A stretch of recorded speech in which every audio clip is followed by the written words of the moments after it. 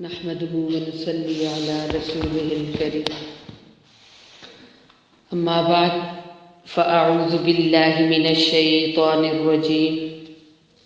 بسم اللہ الرحمن الرحیم۔ قرآن کریم کے تفسیر کے دور میں آج 27ویں آیت سے شروع ہو رہا ہے۔ سورہ بقرہ جیسے کہ ہم نے شروع کی تھی اور روز ہی اس کو مختصر دہرا لیتے ہیں تاکہ یاد رہ سکے کہ کیا کیا ذکر ہے سورۃ البقرہ کے اندر۔ سورۃ البقرہ کے شروع میں اللہ رب العزت نے یہ بتایا ہے کہ قرآن کریم ایسی کتاب ہے کہ جس میں شک اور شبہ نہیں کر سکتے، اور پھر آگے بتایا کہ قرآن کریم سے سیدھا راستہ متقی لوگ پا سکتے ہیں، اور متقی لوگ وہ ہیں جو بچا کر زندگی گزارتے ہیں، جو اپنے آپ کو دنیا کی کسی بھی نافرمانی والے کام میں مشغول نہیں کرتے، ایسی زندگی گزارتے۔ پھر ان کی کچھ نشانیاں ہیں، اور پھر اس کے بعد کافروں کا ذکر ہے کہ ان کو بتانا نہ بتانا برابر ہے، اور پھر اس کے بعد منافقین کا تذکرہ ہے کہ جو بظاہر تو مسلمان ہیں لیکن اندر سے کافر ہیں، اور یعنی دیکھنے میں تو وہ ایسے لگتا ہے کہ بالکل مسلمان ہیں اور مسلمانوں جیسے نام ہیں، لیکن اندر سے وہ مسلمان نہیں ہیں اور وہ بڑی ہی خطرناک زندگی گزار رہی ہیں، اور ان کا انجام بھی بہت ہی غلط ہے۔ اور پھر آگے اللہ رب العزت نے اپنی توحید کے بارے میں بتایا، یا ایھا الناس اعبدوا سے، اور پھر اس کے بعد رسالت کے بارے میں بتایا، اور پھر توحید و رسالت کو ماننے والے جو لوگ ہیں وہ مومن کہلاتے ہیں، اور مؤمنین کے بارے میں خاص طور پہ یہ کہا گیا ہے کہ مومن وہ ہے کہ جو نیک اعمال بجا لاتا ہے، اور اس کو آخرت میں بہت پیاری نعمتیں ملیں گی جن کی تفصیل آپ پڑھ چکے ہیں۔ آج کی جو آیات ہیں ان میں اللہ رب العزت نے کافروں کے ایک اللہ رب العزت کے بارے میں اعراض تھا، ایک اعتراض تھا۔ وہ کہتے تھے کہ اگر اللہ رب العزت اتنے بڑے ہیں تو وہ کیوں چھوٹی چھوٹی چیزوں کی مثالیں دیتے ہیں؟ یعنی قرآن کریم کے اندر کہیں مکھی کا ذکر ہے، مچھر کا تذکرہ ہے، مکڑی کا ذکر ہے، تو اللہ رب العزت نے اس کا یہاں جواب دیا کہ ان اللہ، بے شک اللہ تعالی، لا نہیں یستحیی، شرماتا۔ قرآن کریم کے اندر اللہ رب العزت کے صفاتی نام بھی جا بجا ذکر ہے، لیکن زیادہ موقعوں پر اللہ کا اپنا ذاتی نام ذکر ہے، جیسے کہ اللہ رب العزت کے جو صفاتی 99 نام ہیں مشہور، ان کو ضرور پڑھنا چاہیے۔ علماء فرماتے ہیں کہ جو بندہ بھی اللہ رب العزت کے ناموں کی تلاوت کرتا ہے تو ان ناموں کے اندر جو تاثیر پائی جاتی ہے انسانوں کے اندر، وہ پھر تاثیر پائی جاتی ہے۔ یعنی اللہ رب العزت کا ایک نام رحیم ہے۔ کوئی انسان بہت سخت عادات کا مالک ہے، تو جب وہ اللہ کے ان 99 ناموں کا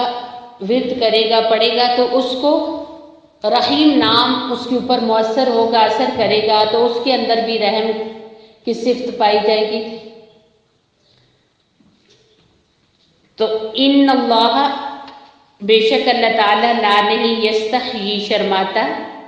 آئیں یا دوریبا کے بیان کرے مثلاً مثال، ما جو بعوض وطن مچھر کی ہے، فما پھر جو فوقہا اس سے اوپر ہے، یعنی یہ اللہ رب العزت کے لیے عار کی بات نہیں ہے، شرم کی بات نہیں ہے کہ وہ مثال دیتے ہوئے کسی چھوٹی سی چیز کا ذکر کرے یا کسی بڑی چیز کا ذکر کرے۔ مقصد کیا ہے؟ فَأَمَّا الَّذِينَ پھر لیکن جو لوگ آمنوا ایمان لائے، فَيَعْلَمُونَ پس وہ جانتے ہیں، أَنَّهُ کہ بے شک قرآن پاک حق سچا ہے، أَنَّهُ الْحَقُّ بے شک قرآن پاک سچا ہے، مِن رَبِّهِمْ ان کے رب کی طرف سے، یعنی ایمان والوں کو اللہ کا کلام سننے کے بعد ان کے اندر کیا خیالات پیدا ہوتے ہیں اور وہ کیا کہتے ہیں؟ وہ کہتے ہیں کہ یہ بالکل برحق اور سچی بات ہے۔ وہ خواہ مخواہ بیچ میں ایسی عیوب کو تلاش نہیں کرتے، بے فائدہ باتوں میں نہیں جاتے کہ کوئی ضرورت ہی نہیں ہے۔ اللہ رب العزت نے ہماری رہنمائی کے لیے کتاب ہمیں دی ہے، تو بس ہم نے اس سے رہنمائی لینی ہے۔ اور وَأَمَّا الَّذِينَ اور لیکن جو لوگ کافر ہیں، فَيَقُولُونَ پس وہ کہتے ہیں، ماذا کیا اراد اللہ ارادہ کیا اللہ تعالیٰ نے، بہذا اس سے، بہذا اس مثلاً مثال سے، یعنی وہ یہ کہتے ہیں کہ کیا اللہ کا ارادہ، اللہ نے یہ مثال کیوں دی ہے؟ ایمان والے تو سنتے ہی کہتے ہیں کہ جو بھی رب نے کہا وہ سچ کہا، تو کافر لوگ یہ کہتے ہیں کہ اللہ کا یہ مثال بیان کرنے سے کیا مراد ہے، کیوں اللہ نے یہ ذکر کیا ہے؟ یضل وہ گمراہ کرتا ہے، بھی اس سے، کثیراً بہت زیادہ کو۔ اب جو لوگ بات سننے کے بعد، مثال سننے کے بعد، واقعہ سننے کے بعد اس کے اندر اس کی ٹوہ پہ پڑ جائیں کہ یہ کیوں بیان ہوا ہے اور اسی بحث میں ساری زندگی گزار گئے، تو وہ کب ہدایت پائیں گے؟ انہیں کب موقع ملے گا کہ جو اللہ کریم بیان کر رہے ہیں ہم نے اپنی زندگی اس کے مطابق گزارنی ہے، ہم نے کوئی اعمال بھی کرنے ہیں؟ وہ تو اسی ٹوہ میں لگے رہیں گے۔ جیسے کہ ایک شخص تھا، اس نے قرآن کے اندر یہ آیت پڑھی کہ اللہ رب العزت نے فرمایا لا تقربوا الصلاة وانتم سکارى، کہ نماز کے پاس نہ جاؤ جبکہ تم نشے کی حالت میں ہو۔ تو وہ نماز نہیں پڑھتا تھا۔ کسی نے پوچھا بھی آپ نماز کیوں نہیں پڑھتے ہو؟ تو کہنے لگا کہ قرآن میں اللہ نے کہا ہے لا تقربوا الصلاة، نماز کے پاس نہ جاؤ۔ تو انہوں نے کہا کہ اگلا بھی پڑھو نا، وجہ کیا ہے کہ کب نہ جاؤ نماز کے قریب؟ تو اس نے کہا پہلے اس پہ عمل ہو جائے تو پھر اگلے کو پڑھوں گا۔ تو بعض لوگ جنہیں عمل کرنا نہیں ہوتا، جنہیں سیدھے راہ پہ آنا نہیں ہوتا،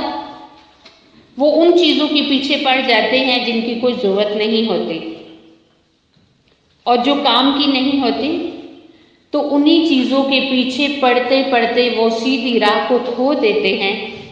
اور وہ غلط راہوں پر چل پڑتے ہیں۔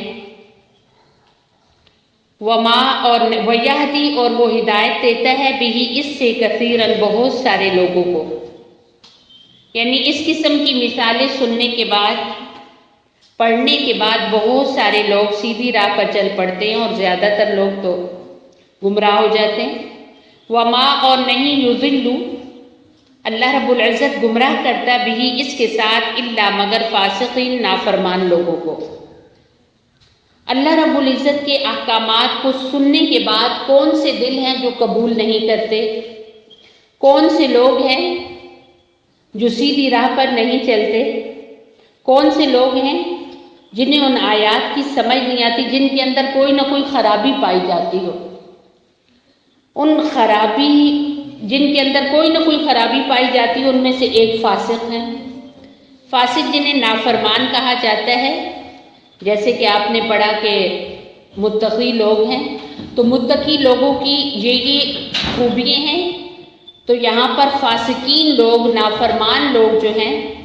ان کے اندر کیا کیا ایسی خامیاں پائی جاتی ہیں جنہیں دیکھ کر ہم کہہ سکتے ہیں کہ یہ بندہ نافرمان ہے، یہ بندہ فاسق ہے؟ تو ان میں سے فاسقین کی پہلی نشانی الذین جو لوگ ینقضون وہ توڑ دیتے ہیں عہد اللہ اللہ کے وعدے کو من بعد بعد میثاقہ اس کے پکا ہونے کے، اللہ رب العزت سے کیا کوئی بھی وعدہ وہ اس کو توڑ دیتے ہیں۔ ہر انسان اس جہان میں آنے سے پہلے اللہ رب العزت نے قرآن میں ذکر کیا ہے کہ ساری روحوں کو جمع کیا تھا اور ان سے ایک وعدہ لیا تھا اور یہ کہا تھا کہ میں تمہارا رب ہوں یا نہیں؟ تو سب نے کہا تھا کہ آپ ہی ہمارے رب ہیں، لیکن دنیا میں کتنے لوگ ہیں جنہوں نے اللہ کو چھوڑ کر اوروں کو اپنا رب بنا لیا ہے، وہ اللہ کو معبود نہیں مانتے، اوروں کو مانتے ہیں، اور کتنے اللہ کے ساتھ ساتھ اوروں کو مانتے ہیں۔ تو اللہ رب العزت سے کیا یہ وعدہ بھی توڑ دیا۔ اور جب انسان پڑھتا ہے لا الہ الا اللہ محمد الرسول اللہ صلی اللہ علیہ وسلم، تو یہ بھی انسان ایک وعدہ کرتا ہے کہ اب میری زندگی اللہ کے حکموں کے مطابق اور اللہ کے رسول صلی اللہ علیہ وسلم کے بتائے ہوئے طریقے کے مطابق گزرے گی۔ لیکن جب زندگی انسان گزارتا ہے تو ہر موقع پر وہ اللہ رسول کے احکامات کو توڑتا چلا جاتا ہے۔ خوشی اور غموں کے موقعوں پر اپنی زندگی گزارتے ہوئے اپنے بدن پر کتنے اللہ رب العزت کے نافرمانی والے کام وہ کر لیتا ہے یا وہ خاتون کر لیتی ہے، تو گویا اللہ سے کیا وعدہ وہ توڑ دیتے ہیں۔ کوئی بھی چھوٹے سے چھوٹا گناہ، کوئی بھی چھوٹے سے چھوٹا عمل انسان جب کرتا ہے تو گویا اس نے اللہ سے کیا وعدہ توڑا ہے۔ یہاں تک کہ اگر ہم نے کلمہ پڑھا ہے اور کلمہ پڑھ کر یہ وعدہ کیا ہے کہ یہ نگاہ اللہ رب العزت کی امانت ہے اور اس کو ہم غلط استعمال نہیں کریں گے، لیکن یہی آنکھ آپ اسکرین کھولتے ہیں، کتنے ان چہروں پر پڑتی ہے نظر جو آپ کے رشتے میں کچھ بھی نہیں لگتے، جنہیں دیکھنا منع ہے، تو آپ نے گویا کلمہ توڑ دیا، اپنا وعدہ توڑ دیا ہے۔ آپ نے اللہ سے وعدہ کیا تھا کہ میری زندگی اللہ کے حکموں کے مطابق گزرے گی اور اپنے نبی صلی اللہ علیہ وسلم کے بتائے ہوئے طریقے پر گزرے گی، تو پھر کیا ہوا؟ نگاہ اٹھی، غیر محرم کو دیکھ لیا تو اللہ سے کیا وعدہ توڑ دیا۔ تو اللہ سے کیا وعدہ توڑتا کون ہے؟ فاسق توڑتا ہے۔ ایسے ہی جب انسان کلمہ پڑھتا ہے تو وہ یہ ایک وعدہ کرتا ہے کہ میرے اللہ کا حکم ہے 5 وقت کی نمازیں پڑھنا۔ کتنی نمازیں گزر جاتی ہیں اور پرواہ ہی نہیں ہوتی، اور کتنی نمازیں ایسی ہیں کہ جب وہ پڑھی جاتی ہیں تو وہی نماز پرانے کپڑے میں لپیٹ کر پڑھنے والے کے چہرے پر مار دی جاتی ہے، کیونکہ وہ اس لائق ہی نہیں ہوتی کہ وہ نماز قبول ہو اور وہ واپس مار دی جاتی ہے۔ تو ایسی غلط نماز پڑھنے والے اور ایسی نمازوں سے غفلت کرنے والے وہ بھی اللہ سے کیا وعدہ توڑ رہے ہیں۔ اور آپ آگے جیسے رمضان المبارک آ رہا ہے تو جب انسان کلمہ پڑھتا ہے تو یہی وعدہ ہے نا کہ اللہ کے ہر حکم کو پورا کریں گے اور اللہ کے نبی علیہ السلام کے بتائے ہوئے طریقے پر چلیں گے۔ تو رمضان المبارک کے روزے نمازوں کی طرح فرض ہے۔ اب بظاہر تو روزہ رکھ لیا اور دن میں ظاہر گرمی کا موسم ہے، چھپ کر کچھ کھا لیا، کچھ پی لیا اور سب کے سامنے کہا میں تو روزے سے ہوں، یا پھر روزہ رکھ کر تمام گناہوں سے بھی بچنا پڑتا ہے، تب جا کر روزے کا نور اور اصل حاصل ہوتی ہے۔ لیکن روزہ رکھ کر سب کچھ چل رہا ہے، سانگ بھی سن رہے ہیں اور ہر چیز جو اسکرین پہ نظر آنے والی ہے وہ بھی دیکھ رہے ہیں، تو اس سے کیا ہے کہ روزے کا ثواب کوئی نہیں مل رہا۔ جیسے کہ حدیث میں آتا ہے صلی اللہ علیہ وسلم، آپ علیہ السلام کا فرمان ہے کہ کتنے روزہ رکھنے والے ایسے ہیں جنہیں بھوک اور پیاس کے سوا کچھ حاصل نہیں ہوتا، اور کتنے راتوں کو عبادت کرنے والے ایسے ہیں کہ جن کو سوائے تھکنے کے کچھ حاصل نہیں ہوتا۔ تو اس سے کیا مطلب ہے کہ ان چیزوں کا کوئی ثواب ہی نہیں مل رہا۔ تو اس طریقے سے ایسے اعمال کرنا جو کر بھی لیے اور ان کا کوئی فائدہ بھی نہ ہوا، اور پتہ بھی ہے کہ یہ سب غلط کام کرنے سے عبادت کی روح نکل جاتی ہے، عبادت کا کچھ فائدہ نہیں ہے، تو یہ بھی اللہ سے کیا ایک وعدہ توڑنے والی بات ہے، اور اللہ سے کیا وعدہ توڑنے والا انسان فاسق ہوتا ہے۔ تو آپ نے یہ فاسق کی پہلی نشانی پڑھ لی تو آج سے ہی نیت کریں کہ ہر کلمہ گو انسان، ہر کلمہ پڑھنے والا بندہ وہ اپنے اللہ سے عہد کرتا ہے، وعدہ کرتا ہے، بلکہ ہر دن اور ہر صبح ضرور آپ لوگ کلمہ شریف پڑھا کریں، 100 بار پڑھیں۔ علماء حق بھی یہی فرماتے ہیں کہ ہر صبح ضرور پڑھنا چاہیے پہلا کلمہ، درود شریف پڑھنا چاہیے 100 بار، استغفار پڑھنی چاہیے 100 بار، تاکہ ایک تجدید عہد ہو جائے، وعدہ پھر سے نیا ہو جائے کہ پہلے اگر ٹوٹ گیا پھر ہم وعدہ کر رہے ہیں، اور اس خواہش کے ساتھ آپ پھر سے کلمہ پڑھ کے وعدہ کریں کہ آئندہ سے کبھی بھی ہم وعدہ توڑنے والوں میں شامل نہیں ہوں گے۔ تو انشاءاللہ جب انسان اس نیت کے ساتھ کوئی بھی آگے کام کرتا ہے تو اللہ کی مدد شامل حال ہوتی ہے، اور اللہ تعالیٰ سے روز پناہ مانگو کہ اے اللہ وہ لوگ جن کے اندر یہ خامیاں پائی جاتی ہیں، جنہیں آپ نے فاسق کہا ہے، تو ان خامیوں سے ہمیں بچا۔ اور دوسری نشانی وَيَقْطَعُونَ، اور وہ کاٹ دیتے ہیں، ما جو ہمارا حکم دیا اللہ تعالیٰ نے بھی اس کے ساتھ، یوصل کہ وہ جوڑ کے رکھے، یعنی جس کو اللہ نے حکم دیا کہ جوڑے رکھے وہ اس کو توڑ دیتے ہیں۔ تو وہ کس چیز کو قطع کرتے ہیں، کس چیز کو توڑ دیتے ہیں؟ وہ رشتہ داریوں کو توڑ دیتے ہیں، وہ تعلقات کو توڑ دیتے ہیں۔ یہ بھی ایک چیز بہت عام پائی جاتی ہے، اور خصوصاً خواتین میں، بچیوں میں یہ پائی جاتی ہے کہ صبر کم ہے، اور چھوٹی چھوٹی بات پر ایک دوسرے کی باتیں دوسروں تک پہنچانا، اور ذرا سی کسی نے کچھ کہہ دی تو اس سے بول کلام ختم کر دیتے ہیں، بہت سخت گناہ ملتا ہے۔ قیامت کے دن علماء فرماتے ہیں کہ اللہ رب العزت کے حضور رشتہ جو ہے نا، اسے اللہ تعالیٰ گویائی عطا کریں گے، بولنے کی طاقت عطا کریں گے، اور ایک وجود عطا کریں گے، اور یہ اللہ کے حضور پیش ہوگا رشتہ، اور کہے گا کہ یا اللہ جس نے ہمیں دنیا میں توڑا اور کاٹا تھا، آج اس کو آپ کاٹ دیجئے اور توڑ دیجئے۔ اسی طرح علماء فرماتے ہیں کہ ہر انسان کے اعمال جو ہیں اللہ کے حضور جمعرات والے دن اور پیر والے دن پیش ہوتے ہیں، تو جن کی آپس میں لڑائیاں ہوئی ہوتی ہیں، ناراضگی ہوئی ہوتی ہیں، ان کے اعمال زمین اور آسمان کے درمیان لٹکا دیے جاتے ہیں، اور وہ اللہ کے حضور نہ قبول ہوتے ہیں نہ پیش ہوتے ہیں۔ تو اس چیز سے بہت بچنا چاہیے، رشتے ناتوں کا خیال رکھنا چاہیے، کبھی بھی کسی سے ناراض نہیں ہونا چاہیے، اور اگر کسی سے ناراضگی ہو تو علماء فرماتے ہیں کہ نبی صلی اللہ علیہ وسلم نے فرمایا ہے کہ سلام میں پہل کرنے والا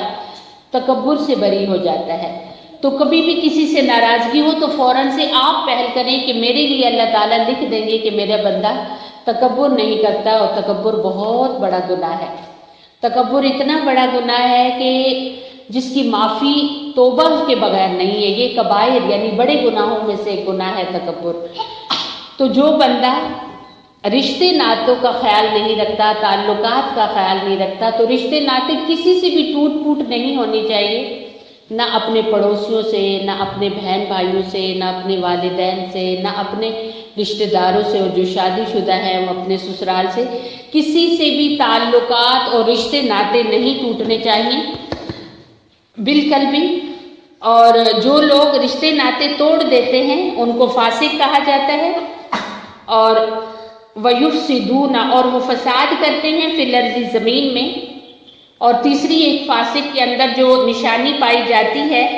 وہ یہ ہے کہ وہ زمین میں فساد کرتے ہیں، جھگڑا لڑائیاں کرتے ہیں، جھگڑے لڑائیاں کرتے ہیں، توڑ پھوڑ کرتے ہیں۔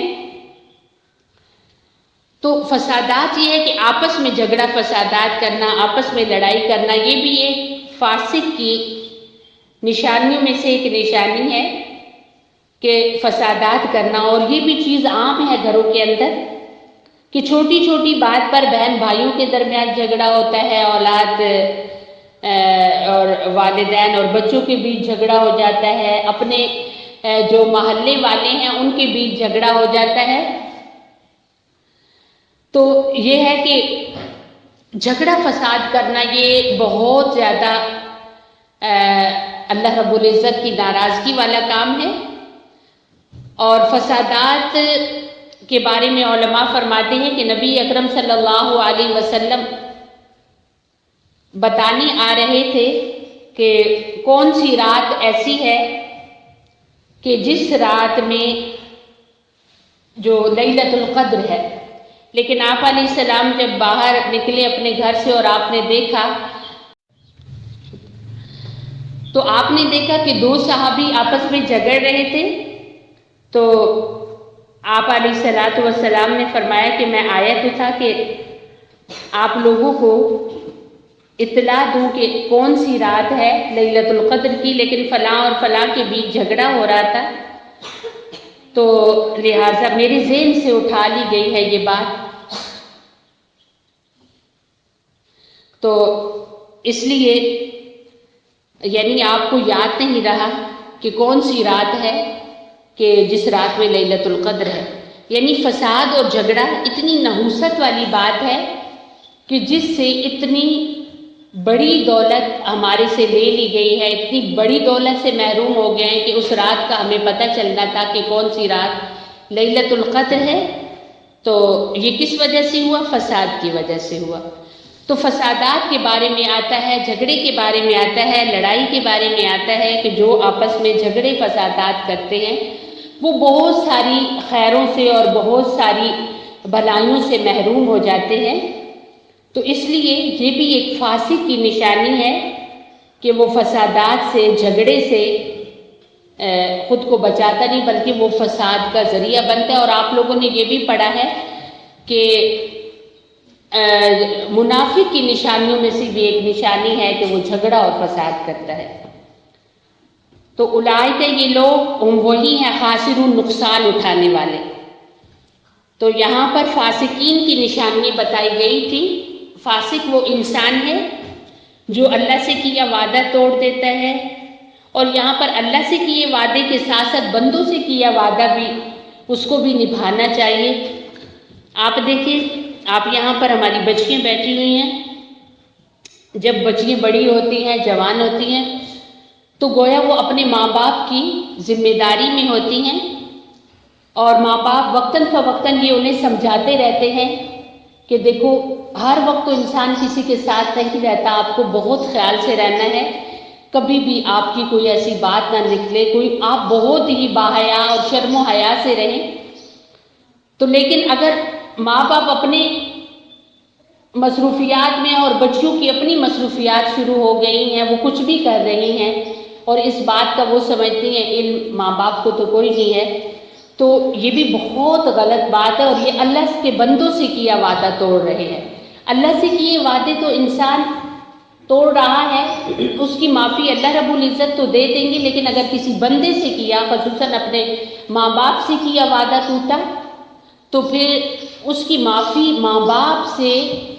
معافی مانگنے کے بعد ہی ملے گی۔ اور اسی طرح بہت سارے رشتے ہیں جن سے انسان وعدے کرتا ہے اور پھر ان کو توڑ دیتا ہے، تو اس چیز کا بھی بہت خیال رکھنا چاہیے کہ اللہ رب العزت کا بھی وعدہ نہ ٹوٹے، اللہ سے کیا بھی کوئی معاہدہ نہ ٹوٹے، اور اللہ کے بندوں سے کیا بھی کوئی وعدہ نہ ٹوٹے۔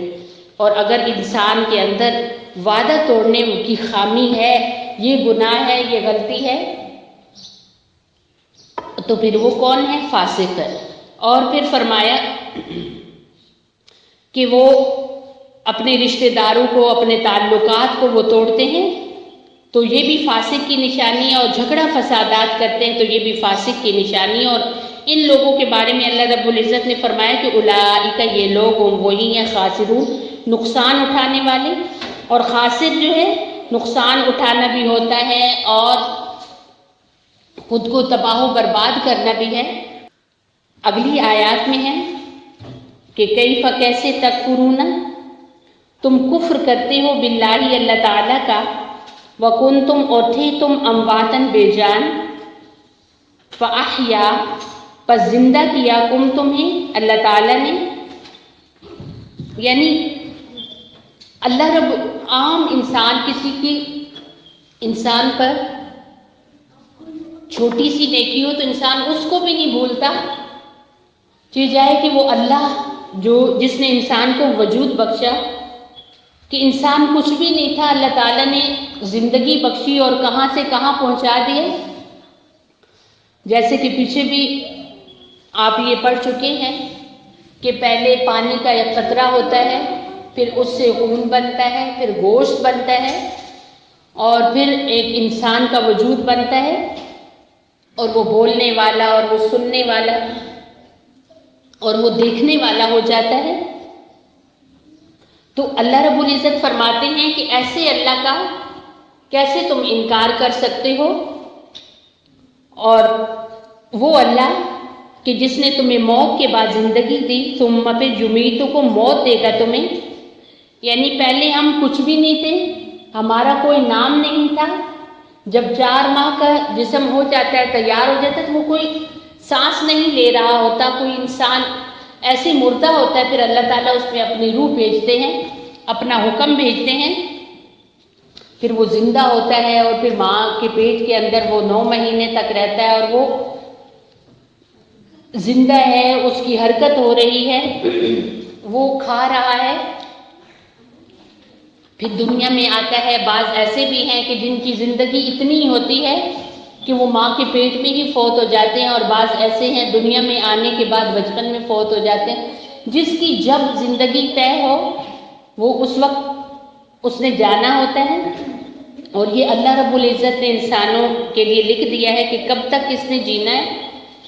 پھر فرمایا کہ ثم یمیتکم، جب انسان دنیا میں آ جاتا ہے، پھر جو اس کی سانسیں لکھی ہوتی ہیں وہ اپنی سانسیں لے لیتا ہے، جو اس نے اس کا رزق لکھا ہوتا ہے وہ کھا چکا ہوتا ہے، جو اس نے زندگی گزارنی لکھی ہوتی ہے وہ گزار چکا ہوتا ہے۔ تو پھر اللہ رب العزت اس کو موت دے دیتے ہیں، ثم یحییکم، پھر زندگی دیں گے کم تمہیں، یعنی پھر مرنے کے بعد دوبارہ انسان زندہ ہوگا۔ تو یہاں بھی علماء فرماتے ہیں کہ قبر کے اندر جب انسان کو دفن کر دیا جاتا ہے تو اب مسلمانوں کے لیے تو یوں ہے کہ ان کی تدفین باقاعدہ ہوتی ہے، انہیں دفن کیا جاتا ہے ان کے نبی صلی اللہ علیہ وسلم کے طریقہ جو آپ نے بتایا ہے اس کے مطابق باقاعدہ ان کی تدفین وغیرہ ہوتی ہے۔ لیکن جو لوگ اہل غیر ہیں، جن کی جو بھی طریقے ہیں انسان کو چھپانے کے مرنے کے بعد، تو ہر ایک سے سوال و جواب ہوتا ہے، اور جو مسلمان ہیں ان سے بھی سوال و جواب ہوتے ہیں، اور جو کافر ہیں ان سے بھی سوال و جواب ہوتے ہیں۔ تو کافر تو سوائے ہاں کہ ہمیں کچھ بھی نہیں پتا اور ہمیں کچھ بھی نہیں پتا، اس کے سوا کچھ بھی نہیں کہہ سکتے، اور مسلمان جو باقاعدہ تیاری کر کے جاتا ہے اس دنیا سے، وہ سوالوں کا جواب دیتا ہے۔ اور اس زندگی کے ملنے کے بعد پھر انسان کو سلا دیا جاتا ہے، پھر یہ نہیں کہا کہ پھر اسے موت دے دی جاتی ہے، بلکہ اسے سلایا جاتا ہے۔ اور فرشتے یہ کہتے ہیں کہ جس کا اچھے سوال و جواب ہو گیا، اچھے جواب جس نے دے دیے، تو فرشتے یہ کہتے ہیں کہ آج تو سو جا اس دلہن کی طرح، یعنی ایک دلہن کی طرح سو جا کہ جسے اس کا محبوب آ کر جگاتا ہے، اور تجھے بھی تیرا محبوب آ کر جگائے گا، یعنی تجھے بھی اللہ رب العزت جگائے گا۔ تو پھر انسان آرام کی نیند سوتا ہے، ثم پھر الیہ، اللہ کی طرف ترجعون، تم سب کو لوٹنا ہے، یعنی قبر کے اندر جو زندگی ملے گی، پھر اس کے بعد اچھے سوالوں کے جواب دے دیے، یا جن لوگوں کو سوالوں کے جواب آئے نہیں وہ تو پھر ایسا ہوگا کہ ان کو تو پھر ان کے اعمال کے مطابق عذاب اسی وقت شروع ہو جائے گا۔ اسی وقت بعض ایسے ہوں گے جنہوں نے نماز نہیں پڑھی ہوگی، جو مسلمان بھی جو بے نمازی ہوں گے، تو ان کا قبر کے اندر ہی عذاب شروع ہو جائے گا، یعنی ان کے اوپر سانپ مسلط کر دیے جائیں گے جو ان کو کاٹیں گے۔ باقی بھی جو لوگ جس حساب کی ان کی نافرمانی اور گناہ ہوں گے یا جو کافر ہوں گے، تو ان کو اس درجے کا عذاب قبر کے اندر سے ہی شروع ہو جائے گا۔ اور بعض لوگ ایسے بھی ہوں گے جنہیں اور کوئی عذاب نہیں ہوگا، لیکن جہنم کی طرف سے ایک کھڑکی کھول دی جائے گی جہاں سے آگ کی تپش قبر کے اندر آئے گی، جس تپش کو وہ محسوس کریں گے، بلکہ ان سے ان کے بدن جلیں گے۔ اور پھر یہ سلسلہ اس دن تک رہے گا، ثم الیہ ترجعون، جس دن واپس جانا ہے اللہ کی طرف، یعنی اللہ رب العزت کی طرف کب واپس جانا ہے کہ جب قیامت برپا ہوگی، جب سور پھونکا جائے گا اور سب کچھ ختم ہو جائے گا، اور پھر سب انسان جو اس وقت موجود ہوں گے وہ بھی فوت ہو جائیں گے۔ پھر ایک عرصے تک اسی طرح مرے ہوئے پڑے رہیں گے سب، اور پھر اللہ رب العزت سب کو دوبارہ سور فرشتہ جب پھونکے گا تو اٹھائیں گے، اور سارے میدان محشر کی طرف خاص ایک میدان ہے اور بہت کھلا میدان ہے جو اسی زمین پر ہے، ادھر سارے تیزی سے دوڑ کر جائیں گے اور جہاں پر حساب و کتاب ہوگا۔ اور پھر جن لوگوں نے اچھی تیاری کی، اچھے اعمال کیے، اچھے کام کیے، اچھی زندگی گزاری، تو ان کی واپسی اپنے گھر یعنی جنت کی طرف ہوگی، اور جن لوگوں نے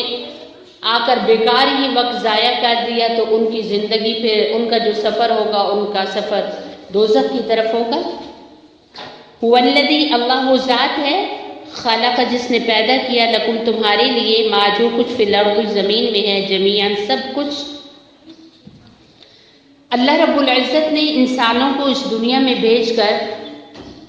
ایسے نہیں کہ بس بھیجا اور آگے کوئی کچھ بھی نہیں دیا، بلکہ زمین کے اندر جو کچھ ہے سب اللہ رب العزت نے ہمارے لیے بنایا ہے۔ انسان جب دنیا میں آیا تو اس دنیا میں آنے سے پہلے اس کے لیے زمین بچھائی گئی، زمین کے اوپر کتنے خوبصورت درخت لگائے گئے، کتنے خوبصورت سبزے اگائے گئے، کتنے خوبصورت پھل فروٹ اور سبزیاں لگائی گئیں، اور کیسے پانی کے انتظامات کیے گئے۔ آدھی زمین یعنی آدھی تو خشکی اور آدھی زمین پانی ہی پانی ہے۔ تو اللہ رب العزت نے انسانوں کے آنے سے پہلے یہ سب کچھ بنایا ہے، اور یہ اللہ نے بنایا ہے۔ ثم استوى، پھر وہ متوجہ ہوا، اس نے ارادہ کیا، الی السماء، آسمان کی طرف، فسواہن، پھر برابر کیا ان کو، درست بنایا ان کو، سبع، 7 سماوات، آسمانوں کو، یعنی پہلے پانی ہی پانی تھا۔ اللہ رب العزت نے جب زمین بنانے کا ارادہ فرمایا تو پھر اللہ رب العزت نے پانی کے اوپر یہ زمین کی چادر کو بچھا دیا، اور پھر اس کے بعد زمین کے اوپر جو کچھ بھی کھانے کی چیزیں تھی، پینے کی چیزیں تھی، پہننے کی چیزیں تھی، اور جتنے باقی بھی سامان اور آلات تھے سب کو پیدا فرمانے کے بعد اللہ رب العزت نے آسمان کو بنانے کا ارادہ کیا۔ تو آسمان پہلے ایسے تھا جیسے دھواں ہوتا ہے، پھر یہ خوبصورت اور نیلی چادر تان دی اللہ رب العزت نے، اور پھر یہ ہے کہ ایک آسمان نہیں 7 آسمان بنائے۔ وہوا، اور اللہ رب العزت بکل، ہر شیء، چیز پر، کو علیم، جاننے والا ہے۔ اللہ رب العزت کے علم سے باہر کوئی چیز نہیں ہے، اللہ کو ہر چیز کا پتہ ہے، اللہ کو ہر چیز کا علم ہے۔ اللہ رب العزت کی ذات سب کچھ جاننے والی ہے، اور قرآن کریم پورے کا پورا اپنے اللہ کی ہمیں معرفت اور پہچان کرواتا ہے۔ آپ دیکھیں پیچھے بھی جب اللہ رب العزت نے اپنی عبادت کا ذکر کیا تو پھر ساتھ یہ بھی فرمایا کہ تمہیں جس رب کی طرف عبادت کی دعوت دی جا رہی ہے وہ اللہ کون ہے، اور اس کے اندر کیا کیا خوبیاں پائی جاتی ہیں، وہ کیا کیا طاقتوں کا مالک ہے۔ پھر اس نے اپنی تعریف کرتے ہوئے زمین و آسمان کو ہی پیش کیا، اور یہی سب سے زیادہ واضح انسانوں کو نظر آنے والی 2 چیزیں، اور پھر زمین و آسمان کے اندر جتنی نعمتیں ہیں ان کا ذکر کیا۔ اور پھر یہاں پر بھی سب کچھ بتانے کے بعد اللہ رب العزت نے فرمایا کہ بھلا اس اللہ کی تم کیسے تکفیر کر سکتے ہو، اس اللہ کا کیسے تم انکار کر سکتے ہو جس نے تمہیں کچھ نہ تھے سب ایک وجود دے دیا، اور پھر وجود دینے کے بعد پھر سے تم بے جان اور ختم ہو جاؤ گے، اور پھر سے وہ زندگی دے گا۔ اور پھر اللہ رب العزت کی طرف ہی واپس جانا ہے۔ اور پھر یہاں پر پھر اللہ تعالیٰ نے اپنا آپ بتایا کہ دیکھو جو اللہ تمہارے سے بات کر رہا ہے، قرآن کریم کیا ہے؟ اللہ رب العزت کی گفتگو اور خوبصورت باتیں ہیں جو اللہ رب العزت نے اپنے بندوں سے کی ہیں۔ تو یا اللہ رب العزت فرما رہے ہیں وہ اللہ جو تم سے مخاطب ہے، تم سے بات کر رہا ہے، وہ کون ہے؟ جس نے تمہارے لیے وہ سب کچھ پیدا کیا جو زمین میں ہے، اور پھر اس نے صرف زمین پیدا نہیں کی بلکہ تمہاری نگاہیں جب اوپر کو اٹھے تو خوبصورت بچھا ہوا پھیلا ہوا ایک نیلا چھت بنا دیا، اور اسے دن کو سورج کے ساتھ اور اس کی روشنی کے ساتھ سجایا، اور رات کو اتنے خوبصورت جھلملاتے ستارے ہیں، اور پھر چاند ہے جس سے اس کو سجایا ہے۔ اور وہ اللہ جو کہ ہر چیز کا علم رکھتا ہے، اللہ رب العزت کی ذات ہر چیز کو جاننے والی ہے۔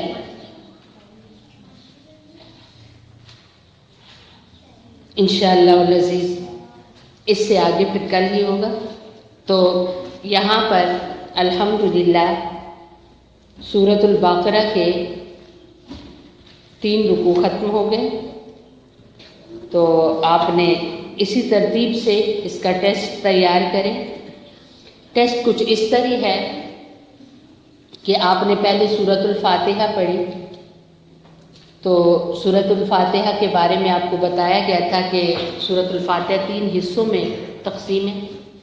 پہلا حصہ اللہ کی تعریف ہے، اور دوسرا حصہ اللہ سے کیا معاہدہ ہے، وعدہ ہے، اور تیسرے حصے میں دعا ہے۔ اور پھر آگے سورۃ البقرہ، تو کیوں نام رکھا گیا بقرہ سورۃ البقرہ کا، پھر اس کے بعد سورۃ البقرہ کے اندر کتنی آیات ہیں، اور سورۃ البقرہ کے کتنے رکوع ہیں، اس کے حوالے سے یہ سب ڈیٹیل آپ پڑھ چکے ہو۔ پھر اس کے بعد قرآن کریم کو شروع میں کیوں کہا گیا کہ یہ لا ریب کتاب ہے۔ تو یہاں پر آج ہی یعنی اس کو آپ ذہن میں رکھیں تاکہ آپ اس کا آسان کل جواب دے سکیں کہ انسان ہے اور اللہ اللہ ہے۔ انسان چاہے کتنا بھی پڑھا لکھا ہو، کتنا بھی زبردست ہو، کتنا کچھ جانتا ہو، اس کی بنائی ہوئی چیز میں، اس کی تیار کردہ چیز میں کوئی نہ کوئی نقص ہو سکتا ہے، لیکن اللہ رب العزت جو ہر عیب سے پاک ہے، اس کی چیزوں میں کوئی بھی، اس کے کلام میں، اس کی جو باقی جتنی بھی قدرت کے نشانیاں ہیں، کوئی بندہ بھی اس میں غلطی نہیں نکال سکتا، عیب نہیں نکال سکتا۔ اسی لیے اللہ تعالیٰ نے شروع میں بتا دیا کہ یہ لا ریب کتاب ہے، یہ بے عیب کتاب ہے، کوئی اس میں غلطی نکال ہی نہیں سکتا۔ تو شروع میں اس وجہ سے اس کو لایا گیا۔ پھر آگے متقی کس کو کہتے ہیں، متقی کی کیا صفات ہے، کافر کا کیا مطلب ہے، اور کافروں کی کیا وجہ ہے کہ کافروں میں کتنے زبردست پڑھے لکھے، اور یہاں تک کہ اتنی انہوں نے تعلیم میں ترقی کی کہ زمین کو چھوڑ کر وہ چاند پہ پہنچ گئے، تو کیا وجہ ہے انہیں اللہ کی پہچان کیوں نہ ہو سکی، وہ اللہ کو کیوں نہ ماننے والے بنے۔ تو اسی طریقے سے آگے منافق کی کیا تعریف ہے، منافق کے اندر پائے جانے والی کیا کیا خرابیاں ہیں، اور کون کون سی اس کی عادات ہیں۔ پھر ان کو جن مثالوں کے ساتھ واضح کیا گیا، جو منافقین کے لیے جو مثالیں دی گئی ہیں، ان کا تذکرہ، یہ بھی آپ کے ٹیسٹ میں شامل ہے۔ اور پھر اس کے بعد توحید اور رسالت پر جو آیات لائی گئی ہیں، اور پھر ایمان والے کون ہوتے ہیں اور ان کو ملنے والی نعمتیں، اور پھر آگے جو ذکر ہے کہ اللہ رب العزت نہیں شرماتا، وہ مثالیں دے، چاہے وہ مچھر کی ہو یا مکھی کی ہو، تو یہاں پر کیوں ذکر کیا گیا، اس کی کیا وجہ ہے۔ اور پھر آگے اللہ رب العزت نے ایک انسان سے یہ کہا کہ بھلا تم اللہ کا انکار کر کیسے سکتے ہو، حالانکہ وہ سب کچھ عطا کرنے والا ہے۔ اور پھر اللہ تعالیٰ نے آگے زمین و آسمان اور انسانی پیدائش کے بارے میں بھی خطاب فرمایا ہے۔ تو اس سارے کو ساتھ ساتھ اسی لیے لے کے چل رہے ہیں کہ آپ کی جب سورہ بقرہ مکمل ہو تو آپ سورہ بقرہ کو بالکل اسی طریقے سے اپنے ذہن میں رکھیں، اور پوری سورہ بقرہ آپ کے سامنے ہو۔ قرآن کریم کے پڑھنے کا فائدہ بھی تبھی ہے کہ جب آپ کو ترجمہ اچھا یاد ہو، اس کی مختصر تفسیر اچھی یاد ہو، اور تفسیر قرآن کی جو تفسیر ہے نا، وہ انسان خود سے تو کر نہیں سکتا، تفسیر اسی طریقے سے کرنی ہے جیسے علماء حق نے کی ہے۔ انسان اپنی مرضی سے کسی بھی لفظ کی تشریح نہیں کر سکتا۔ تو جو آپ کے سامنے ذکر ہوا، آپ لوگوں نے اسے اچھا دہرانا ہے، اور پھر کل انشاءاللہ ان 3 جو رکوع ہیں ان کا ٹیسٹ ہوگا، اور اس کے بعد آگے آپ کا چوتھا رکوع شروع ہوگا۔ ٹیسٹ دینے کا طریقہ یہ ہے کہ آپ کو جو سوالات دیے گئے ہیں ان کی آپ اچھی تیاری کریں اور وائس ریکارڈ کر کے ہمارے واٹس ایپ نمبر پر سینڈ کریں گے۔ اس کے بعد ہم انہیں چیک کریں گے، جس کا ٹیسٹ اچھا ہوگا اسے اپنے پلیٹ فارم پر نشر بھی کریں گے نام اور والدیت کے ساتھ۔ جو بچہ یا بچی اس کورس کے مکمل ٹیسٹ دیں گے انہیں کورس مکمل ہونے کے بعد انعامات بھی دیے جائیں گے اور جامعہ کی طرف سے سند بھی جاری کی جائے گی انشاءاللہ العزیز۔ اللهم اغفر لأمة محمد صلى الله عليه وسلم، اللهم ارحم لأمة محمد صلى الله عليه وسلم، اللهم اصلح لأمة محمد صلى الله عليه وسلم۔ سبحان ربك رب العزة عما يصفون وسلام على المرسلين والحمد لله۔